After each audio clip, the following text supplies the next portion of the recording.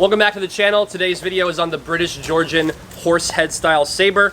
It is a saber with a horse head on the pommel. Very cool blade shape, very back swept. Looks like a Persian Shamshir or even a Talwar. Really cool blade. We'll do some up close looks in the scabbard, out of the scabbard, and also some cut testing. Let's get to it. Looking at 33 1/4 inches overall length of this back swept saber, this horse head saber. We're also looking at 28 1/2 inches for the blade length itself. There's no back edge on this one. It has a decently thick tang, not overly built, not like a kukri, like the Afghanistan kukri that we just did in the previous videos. If you haven't checked that one out, that's a really cool kukri set. Edge has been sharpened, so this is a USS British Georgian style horsehead saber. Very cool blade. The back swept blade is actually one of my favorite parts about it. I wasn't sure how I was going to like this one, but for it being from a saber perspective and the point of balance on this one, it actually is, it's really cool, and it cut very well. Weight on this one is 2 pounds, 7.3 ounces, so easy to move around with one hand, which it's intended to be. It's clearly primarily a slashing tool. You're going to have a super powerful initiation with that much of a back swept blade. That is when the blade is balanced properly. You also have a really good point of balance and grip length for little punch cuts, and even if you're extending this out as well, feels really good in the hand. The upward slashing, which is primarily actually all I did for it on the cutting, also really good.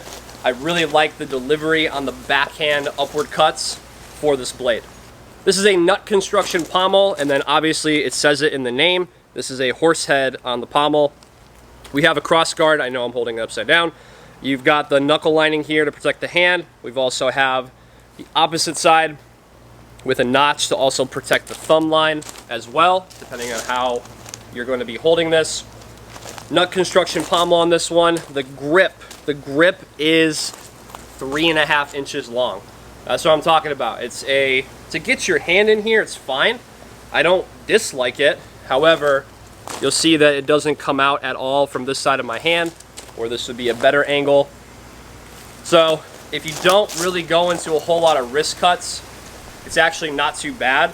I think what kind of counterbalances it, and this is just from my experience personally, it's not theory. Personally, I like that the knuckle lining, the hand guard here is encapsulated, and there's no openings on this at all. Because if you do deliver a wrist cut with it, it is easy to get back. But you do feel, and I see why they have the horsehair on the heel of the hand, so that way you're not getting a whole lot of friction and things like that when you start to bring this thing back around. I see this thing personally being more of a powerful slasher with larger cuts, but also getting into punch cuts as well. It does actually manipulate really well.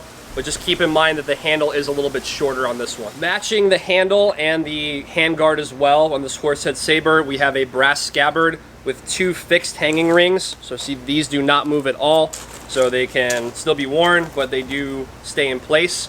The draw is smooth. Most of the USS swords that I've worked with have a smooth draw. It locks into place nicely.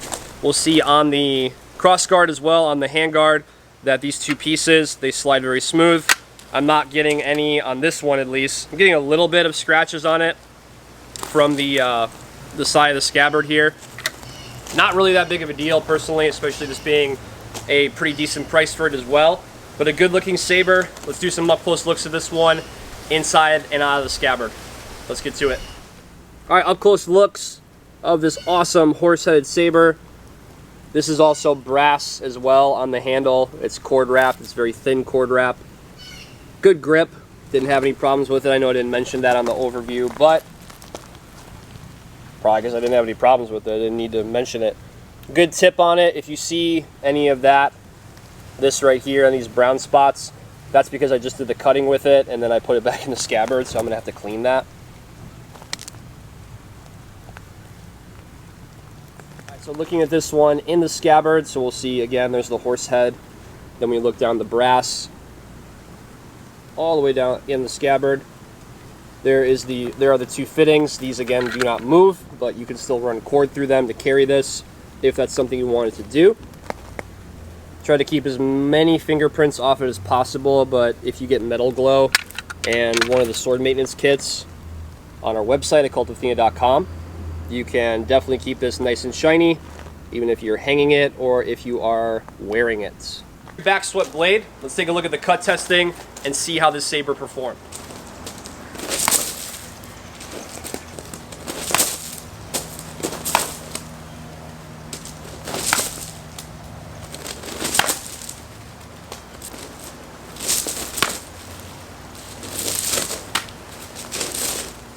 Thanks for joining me for the British Georgian style horsehead saber. This thing cut very well. I really like how exaggerated the back swept blade is. It actually does also remind me of a Polish saber.